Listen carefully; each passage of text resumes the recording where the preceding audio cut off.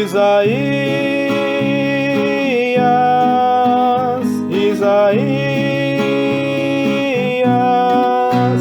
anuncia o Messias e consola o povo meu.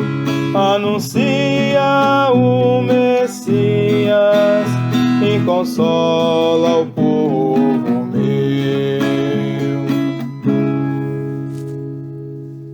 Irmãos e irmãs, paz e bem, hoje dia 25 de maio, nós estamos nesta jornada nos caminhos da Bíblia, ouvindo a palavra do profeta Isaías. A cada dia nós colocamos uma palavra em evidência. Essa palavra para você meditar, deixar ela ressoar em seu coração. Ontem a palavra era ouvir. Hoje a palavra é fidelidade. É sobre a fidelidade que nós vamos refletir juntamente com o profeta Isaías no dia de hoje. Façamos então nossa oração.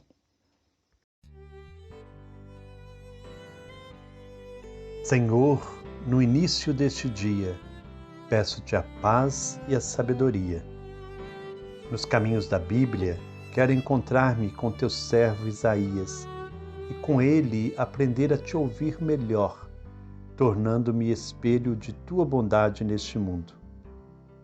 Tu és o conselheiro admirável, Deus forte, Pai para sempre, Príncipe da paz. Concede-me viver este dia em sintonia com tua vontade, buscando discernimento acerca do meu estar neste mundo, defendendo sempre a justiça e a paz. Que a bondade, a alegria, a gentileza e a disposição para o serviço me acompanhem ao longo de toda a minha jornada de hoje. Que eu possa chegar à noite com o coração em paz, por ter cumprido vossa vontade e não ter permitido que o dia passasse em vão e semeado maldade ao invés do vosso amor. Que vosso Espírito me ilumine em cada pensamento, em cada palavra e em cada ação deste dia. Quero ser melhor, Senhor. Ajuda-me. Amém.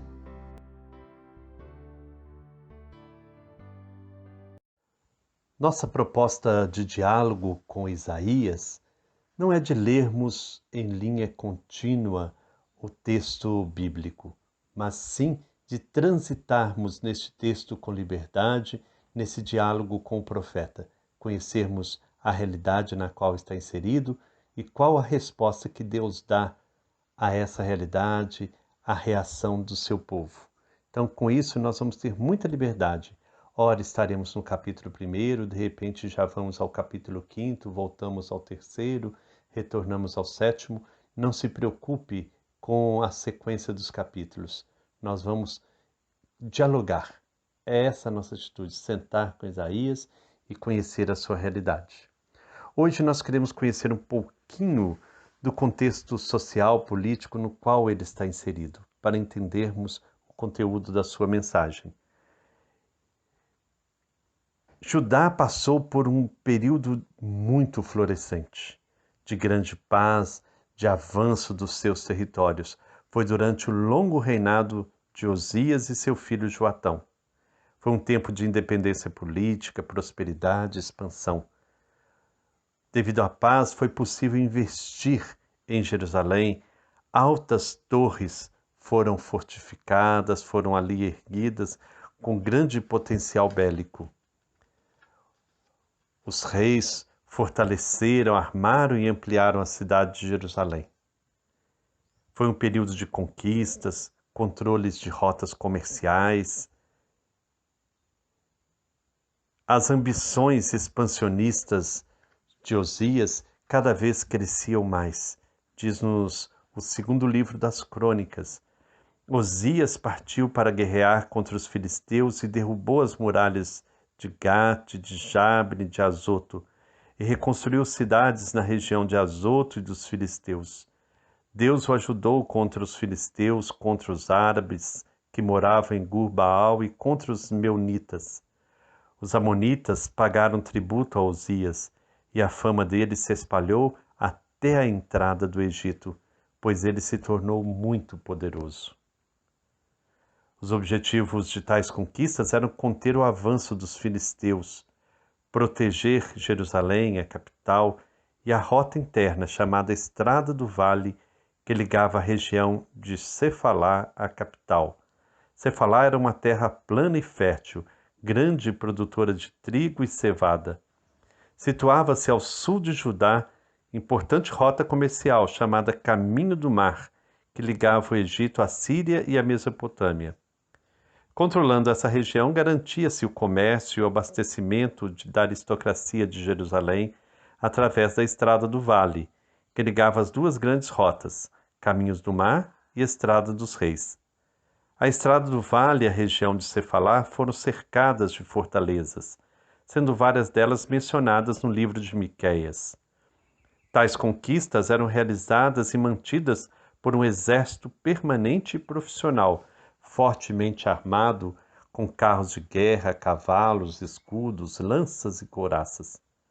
Para a manutenção da elite e o abastecimento do comércio, Osias incentivou a agricultura e a pecuária.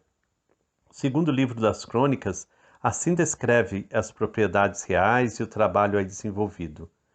Osias cavou muitos poços para seus numerosos rebanhos que tinha na planície e no planalto. Possuía lavradores e vinhateiros na região montanhosa e nas terras de cultivo, porque gostava de agricultura. De onde vinha a força humana para manter tantas construções, exército especializado, agricultura e pecuária? Só podia ser através da corvéia e do alimento extorquido dos camponeses, afetuosamente chamado de meu povo, por Isaías em suas denúncias contra os opressores. Osias contraiu a lepra. Isso o obrigou a ficar em sua casa isolado até a morte, enquanto seu filho Joatão, chefe do palácio, governava o povo. O texto permite entender que Osias, em seu isolamento, continuou governando através de seu filho Joatão. Joatão deu continuidade às obras de fortalecimento da cidade. Mas, para quem tinha olhos para ver a situação do povo, como Isaías, a realidade era bem outra. Isaías constatou que havia injustiças, arbitrariedades dos juízes, corrupção dos governantes do país, cobiça dos grandes. Tudo isso era cobertado por uma falsa religião.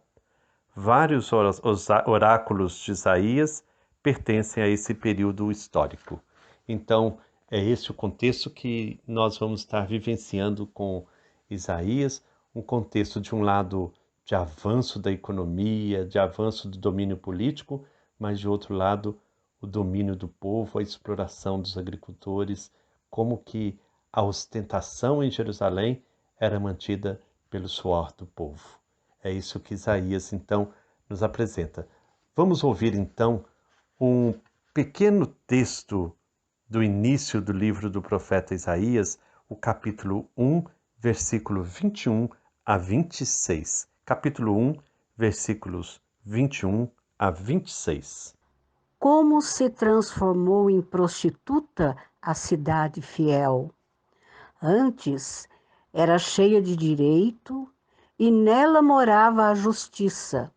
Agora está cheia de criminosos. A sua prata se tornou lixo, o seu vinho ficou aguado. Os seus chefes são bandidos, cúmplices de ladrões. Todos eles gostam de suborno, correm atrás de presentes, não fazem justiça ao órfão e a causa da viúva nem chega até eles. Pois bem, ai de vocês, oráculo do Senhor Javé dos exércitos, o poderoso de Israel. Eu me vingarei dos meus inimigos e pedirei satisfação aos meus adversários. Voltarei a minha mão contra você para limpá-la da sujeira com soda e tirar a impureza. Darei a você juízes como os de antes e conselheiros como os de antigamente. Então você se chamará Cidade da Justiça, Cidade Fiel. Isaías lamenta a atual situação de Jerusalém, a cidade escolhida de Javé. Antes estava cheia de direito e nela morava a justiça. Agora está cheia de criminosos. Isso, na visão de Isaías, faz dela uma prostituta. A imagem é a do matrimônio. Jerusalém, ou povo, é a mãe de família que gera e acolhe. É a esposa do Senhor a quem deve fidelidade. Temos aqui um eco do livro do profeta Isaías, no capítulo 2, versículos 21 e 22, que diz o seguinte: Eu me casarei com você para sempre. Eu me casarei com você na justiça e no direito, no amor e na ternura. Eu me casarei com você na fidelidade, e você conhecerá Javé. Essa fidelidade consiste em administrar a cidade com justiça. Conforme diz o Salmo 122, no versículo 5, aí estão os tributos, os tribunais da justiça no palácio de Davi. O que nos dá a entender que a palavra do profeta se dirige aos governantes, primeiros responsáveis porque haja justiça no país. O profeta faz memória de um tempo em que Jerusalém cumpria fielmente a sua missão de praticar o direito e a justiça. Este espelho do passado mostra a calamidade do presente e se torna a luz para que ela seja fiel no futuro. Justiça e direito medem a qualidade das relações de aliança entre Deus e a cidade santa de Jerusalém. O poema começa com lamentação e termina com esperança na ação purificadora de Javé. Creio que isso traz luz para a nossa realidade. Tantas e tantas vezes nós também vivemos momentos de profunda infidelidade e prostituição. Se olharmos as estruturas políticas e sociais do nosso país, não veremos algo muito diferente, mas abre-nos a esperança, que nós saibamos acreditar. Então você se chamará Cidade da Justiça, Cidade Fiel, se nós ouvirmos a palavra do Senhor e defendermos verdadeiramente o direito e a justiça. Que o Senhor então nos ilumine, que nos faça fiéis à sua palavra, que nós possamos ser de fato esta esposa fiel de um Deus que é profundamente amor. Dai-me, Senhor, a fidelidade. Esse deve ser o nosso mantra que vamos repetir ao longo deste dia. Dai-me, Senhor, a fidelidade, que nós sejamos fiéis ao projeto de Deus, não a projetos diabólicos que matam, que destroem, que excluem. Que o Senhor Deus de amor e bondade nos abençoe. Em nome do Pai, do Filho e do Espírito Santo. Amém. Paz e bem.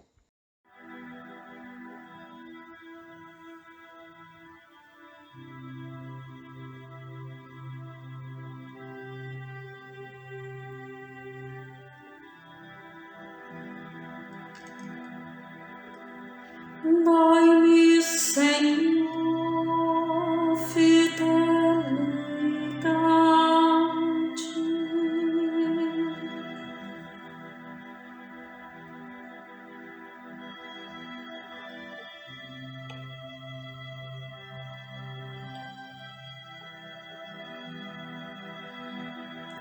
Dai-me